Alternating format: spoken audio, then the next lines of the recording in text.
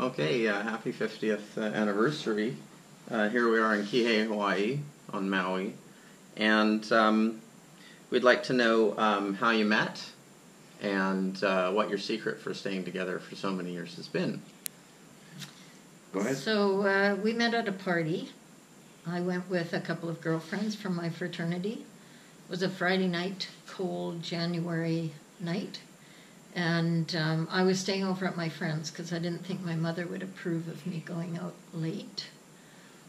Even though I was already 19 and a grown-up, she was very protective. But you had just turned 19. I had just turned 19 on the 14th of January. And so I don't know exactly how we met at the party. I remember that there was a very annoying fellow that lived there who butted his cigarette on my arm. His name was Ralph.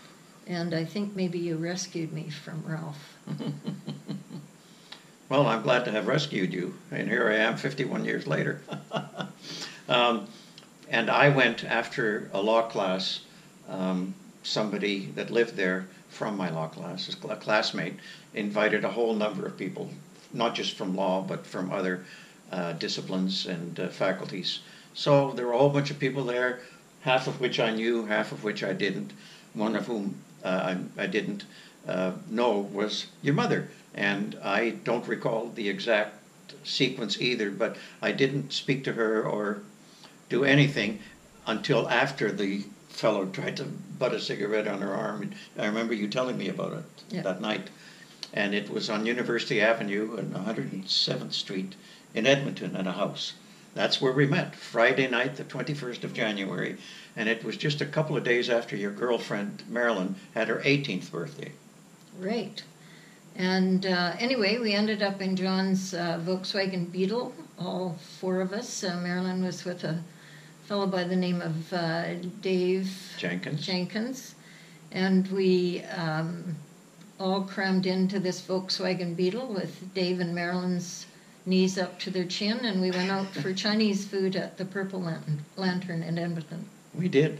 And then on the way home, I took her to the back door on 76th Avenue and about 106th Street where Marilyn Proust lived, where you were staying that evening.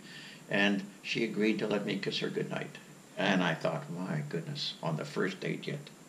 And the kiss was soon interrupted when Marilyn wanted to get out of the back seat so she could go into bed. And so that was the end of our first meeting.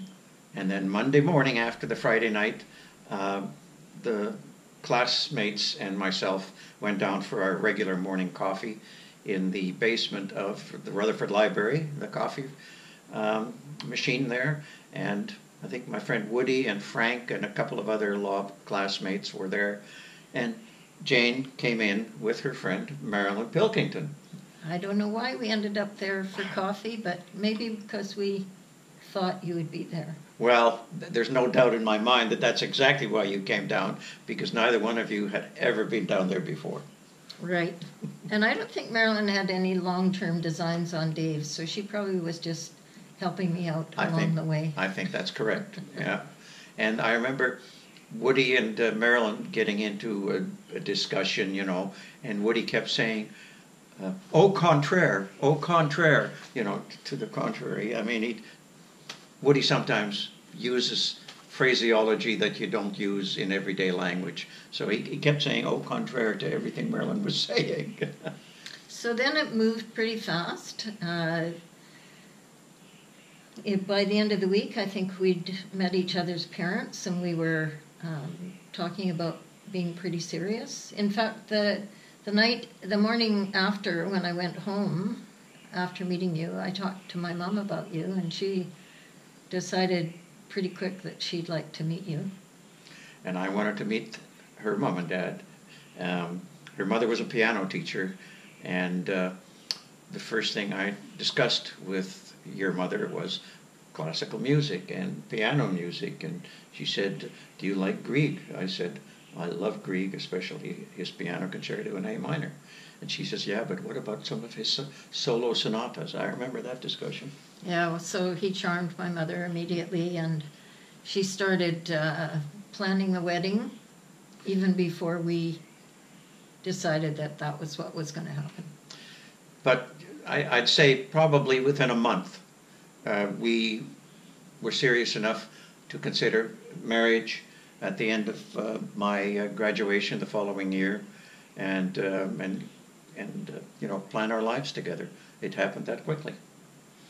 So I was in education, wanted to be a teacher, and John was in law.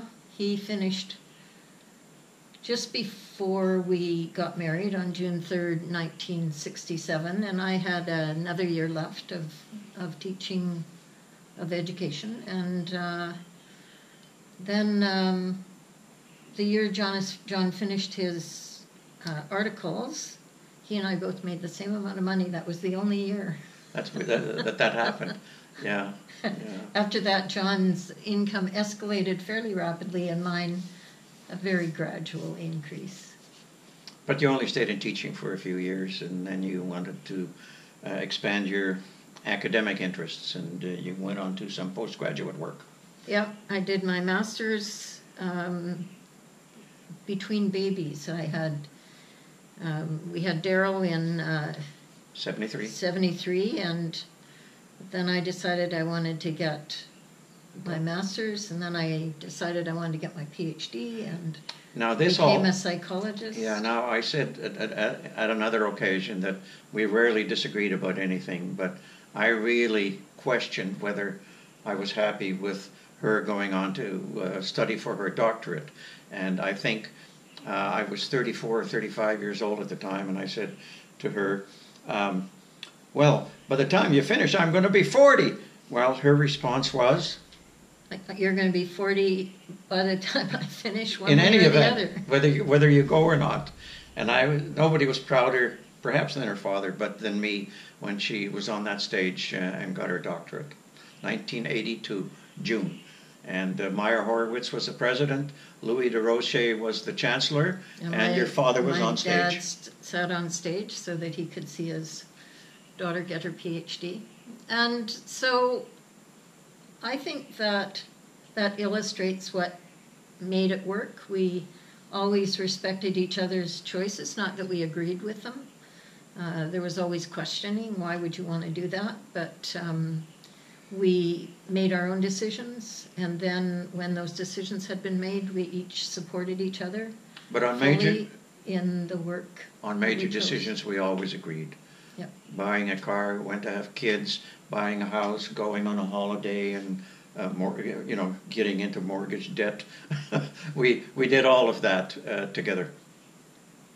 And that's right. On the major issues, we've always been aligned. We sometimes surprise each other when we find we're thinking similarly, or when we've come to the same conclusion. We both are kind of homebodies. We like to just be quiet, like be to at read, home together, yeah. Be at home together, Listen like to music, eat good food and make good meals together, and have lots of company. We love to have company over.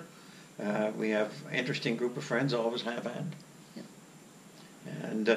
And then there's one situation fairly recently since I retired where we didn't really agree, and that's when I had gone into motorcycling, and so I had found it was a 250cc entry model Honda motorcycle that I had for 3 or 4 years, and I found a really nice Honda 750 at the motorcycle dealer.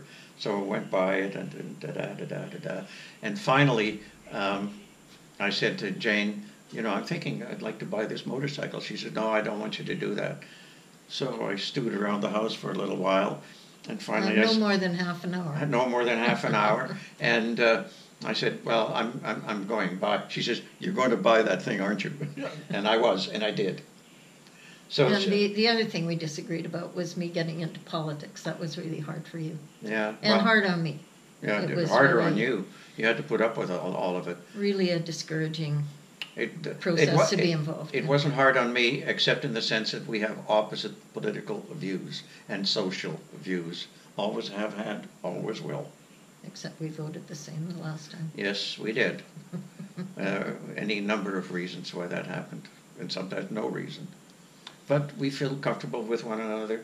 Then and now, and especially now, because the kids have grown up successfully and have their own successful families. We're financially healthy, and we never have to worry about money again, unlike our problems 32 years ago, which we look back upon as a learning experience and don't have to worry anymore. Well, we're going to grow old together. Well, I am old already, so the growing is done. In fact, I'm growing shorter, as you point out. The weight is still the same, so it's growing outwards for some reason. And our health has been good, and our kids' health has been good. I had aunts in the Netherlands who, reached the age of 98, and when I saw Marie when she was 96, she died at 98, she told me, Jan, I've never taken any medicine in my whole life. And I said, me neither. And so both Mom and I are very proud of the fact that we don't take medicine, etc., vitamin pills, and I don't even take those anymore. We've got good health, good genetics. Hopefully the genetics got passed on to the boys and the grandkids. All right. Okay. Thank you for doing this, Daryl. And do you have any advice for the next generation? My advice... Marriage these days is any different from the way it was when you were younger? I think it's much harder these days for young people. When we finished our education, there was a career waiting for us. We could have stayed in those careers for all of our adult life, leaving them with a good pension, a defined pension, and our choices, my choices, were always to leave because I wanted something different. And I think young people these days don't have that same advantage. But I think that marriage has to be based on mutual respect, has to be based on a belief that the choices your partner makes are the right choices for them, and that you don't determine that, that you're not in control of that, and the best option is to support it and to decide that you're going to enjoy the ride. You're going to enjoy watching what your partner does and enjoy what you do. Amen to all of that, you bet. You said one time that you think when you're young you can change somebody, especially somebody you're so close to, like a spouse. Do you think you've changed each other? I think your conclusion was that you can never change anybody. You better give up any hope of changing the other person to solve whatever problems there are in the relationship. But do you think you guys have changed each other in the course of 50 years of marriage? Mom has kind of smoothed out my rough points. My extreme views are not so extreme anymore. I think what I was trying to say is that you can't shape the person into the person that you want them to be. So you have to be content with the person that they are. And yes, I think we've both dramatically changed each other in the course of our years together. I think that, as John said, I think that he is sometimes more tolerant because I've encouraged that as, You've cautioned me. Part of what's important. I think I became more comfortable socially because John is an extrovert and I'm an introvert, and so I learned how to work a room and felt more comfortable about it. It's still not my personal preference. I still enjoy my own company more than anything else. I think that we have been calmer together than either one of us would have been independently. I tend to get really anxious, and John doesn't, and so that calms me. And I think that his tendency to get over controlling is also modified a bit by my calmness and ability to take things as they are. Yeah, I mean, what you've done in terms of becoming more extroverted than you were, has nothing to do with me. You've done it all on your own, and you've done an extremely good job. Well, you do. I've seen you work a room and all the rest of it. I've seen you go door to door canvassing, which I would never do, but you did. You forced yourself to do it. You're an excellent public speaker, and that isn't something recent. When one of your bosses at mental health retired, I think it was Dr. Dave Phillips, yeah. David Phillips. Out of all the people that were in the mental health division, there was a banquet at the Chateau Lacombe, and guess who was asked to be the mistress of ceremonies? Your mother. Yeah. So her public speaking is excellent. She has a good choice of language, better than mine. She's less hesitant. She doesn't say like a lot of public speakers. She's a very good public speaker. There. Well, my perspective from the younger generation is that having had quite a tumultuous love life with my beautiful wife Joey, we can only hope that after 50 years together, we've enjoyed as much achievement and happiness as you two have. I'm sure you will, especially with your daughter now. I think you will. You have chosen an amazing woman, and I think tumultuous times are also part of learning what makes a relationship work. It wasn't always perfect, No. and there were times where I think we both questioned whether or not we were the right people for each other. And No, I've never questioned that you were not the right person for me. Never. Well, there was times when I questioned, Okay. and I think that what I've found out from my work as a psychologist and from my observation of people is that the grass is never greener. On the other side. The choice that you make is usually the right choice, and you better bloody well learn Yeah. how to make it work. Exactly. Yeah, we're very fortunate. I mean, I know you make your own luck, but we've had good fortune. We have. A couple of downers and a couple of profanities preferred to the other person, like when we were fixing our boat up and I was at the front end and we were disagreeing about something and you offered a profanity to me. Not for the first nor the last time, I'm sure, and vice versa. Yeah. Anyway, that whole preparation for our sailing trip and the actual sailing trip really opened our eyes about the other's expanse of ability.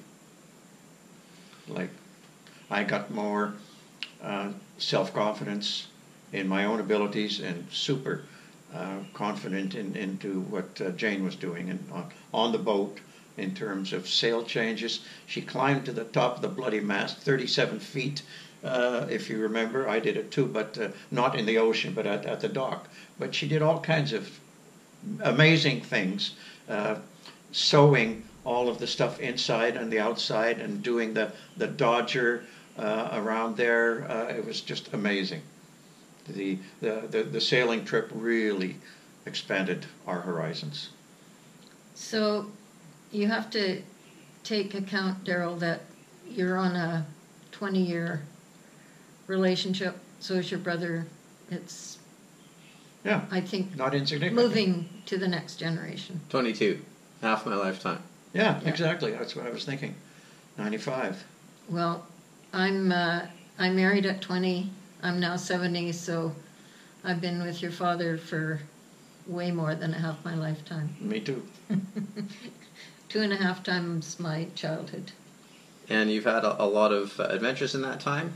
Here's to continued adventures of Jade and John Stirk in their marriage. Many happy returns.